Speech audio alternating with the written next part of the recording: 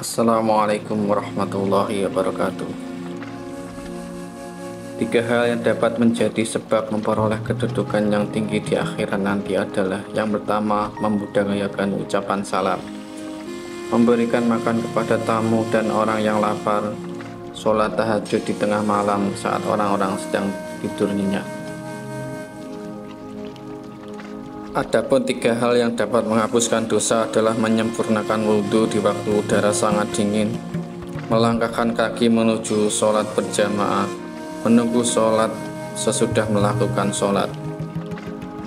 Menunggu sholat sesudah sholat ialah menunggu untuk melaksanakan sholat fardu berjamaah sudah melaksanakan sholat sunnah atau melaksanakan kebaikan.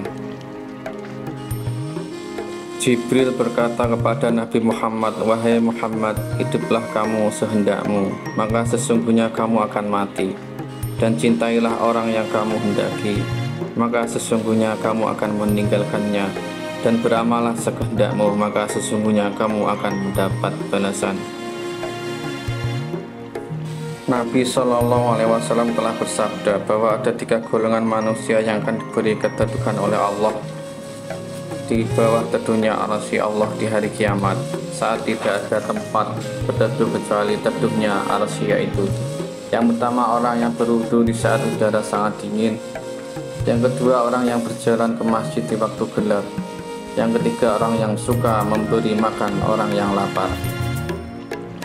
Menurut riwayat, apabila hendak makan, Nabi Ibrahim suka mencari teman buat makan berjamaah sejauh 1 mil atau 2 mil. Sebagian ulama al-hikmah, yaitu para dokter ahli jiwa, mengatakan sebagai berikut: ada tiga hal yang dapat menghilangkan kesusahan, yaitu: yang pertama, zikir kepada Allah; yang kedua, menemui para wali Allah; yang ketiga, mendengarkan nasihat para ahli hikmah.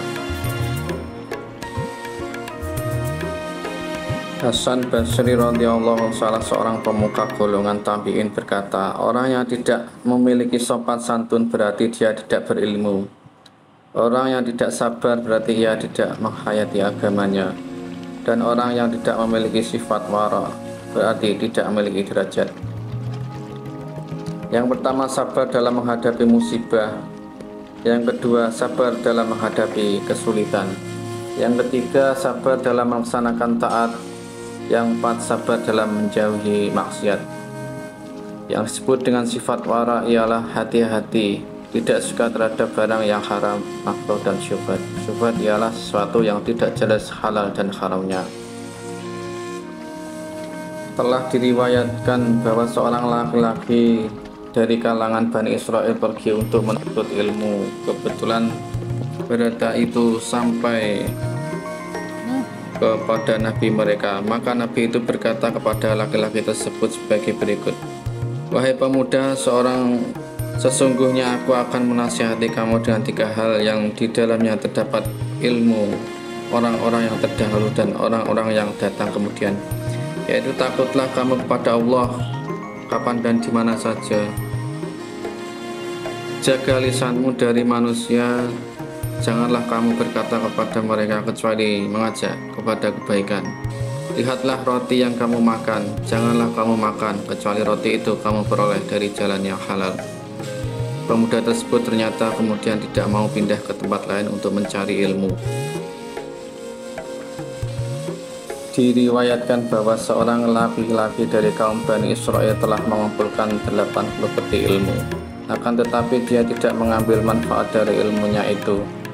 Lalu Allah memberi wahyu kepada nabinya agar dia mengatakan kepada laki-laki yang telah mengumpulkan kitab-kitab itu sebagai berikut: apabila kau mengumpulkan ilmu yang banyak, niscaya ilmu itu akan memberi manfaat bagimu, kecuali apabila engkau mengerjakan tiga hal, yaitu: yang pertama, jangan mencintai duniawi karena dunia itu bukanlah tempatnya orang mukmin. Yang kedua, jangan berteman dengan setan karena dia bukan sahabat orang mukmin.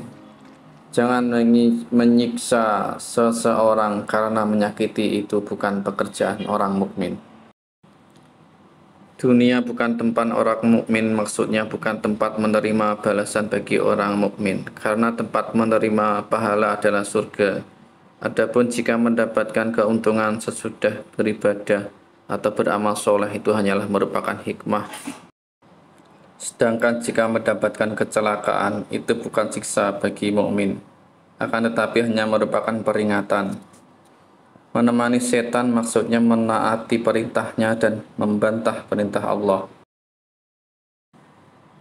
Dari Abu Sulaiman Ad-Darani, nama lengkapnya adalah Abdurrahman bin Atiyah radhiyallahu anhu. Sedangkan Ad-Darani adalah nama tempat di Damaskus, Syria. Ia meninggal pada tahun 215 Hijriah. Ia berkata di dalam munajatnya pada Allah sebagai berikut. Wahai Tuhanku, apabila Engkau mencariku karena dosaku, niscaya aku akan mencari pintu maafmu. Dan apabila Engkau mencariku karena kekikiranku, niscaya aku akan mencari kemurahanmu. Dan apabila Engkau memasukkan aku ke dalam neraka, niscaya akan kuberitahukan kepada ahli neraka bahwa aku mencintaimu. Demikian, semoga bermanfaat. Wassalamualaikum warahmatullahi wabarakatuh.